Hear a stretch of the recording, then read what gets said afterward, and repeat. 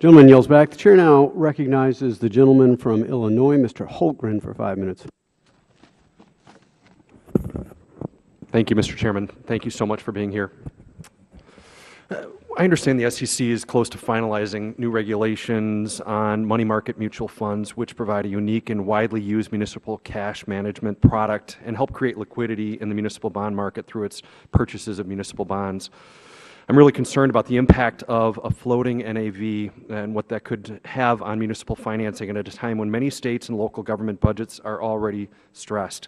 I'm concerned because these bonds are a key lifeline to cities and towns, a tool that invests in the future and has a significant impact on state and local infrastructure.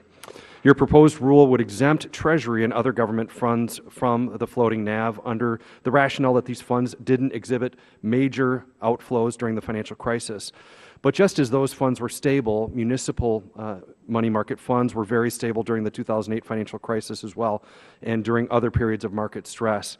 Is the Commission considering treating municipal funds the same as Treasury and other government funds, and have you adequately considered the impact of floating NAV on state and local governments?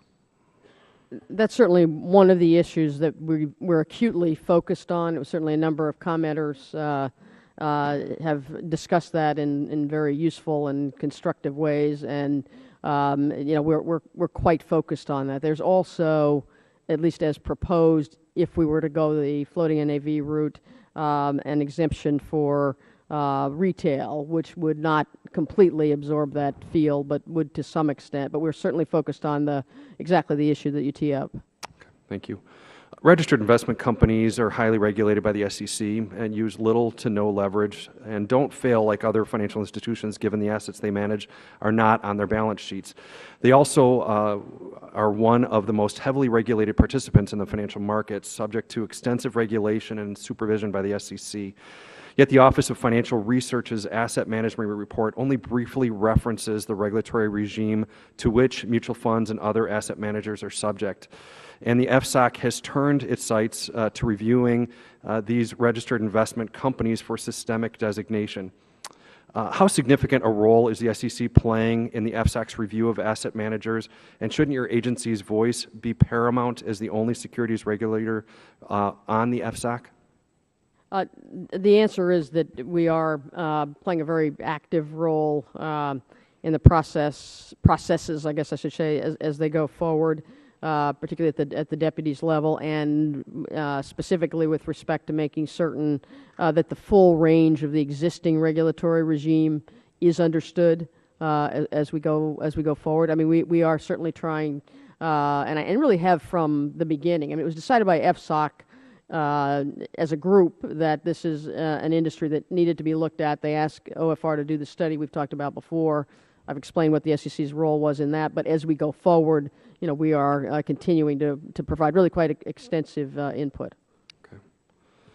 I'd also like to discuss Section 913, which authorizes but does not require the SEC to extend the fiduciary standard of conduct applicable to investment advisors to broker-dealers when providing advice about securities to retail customers. I'm concerned that imposing a fiduciary duty on broker-dealers could limit investor choices and restrict products and services that are available to customers. I know that the Department of Labor is also considering imposing a fiduciary standard that could impact broker-dealers and investment advisors. I wondered, should the SEC consult and coordinate with other federal agencies and state regulators before deciding whether to move forward with rules to implement Section 913? Do you believe that the Department of Labor should suspend its rulemaking until the SEC completes a Section 913 rulemaking?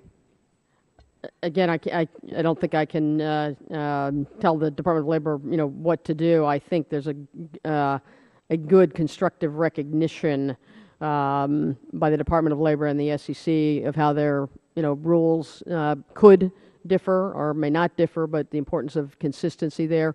We certainly, with respect to our own judgment under Dodd-Frank, are trying to get maximum input from all constituents. And we did put out a request for information, I think last March, might have been, I think it was last March, got a lot of, very useful response to that.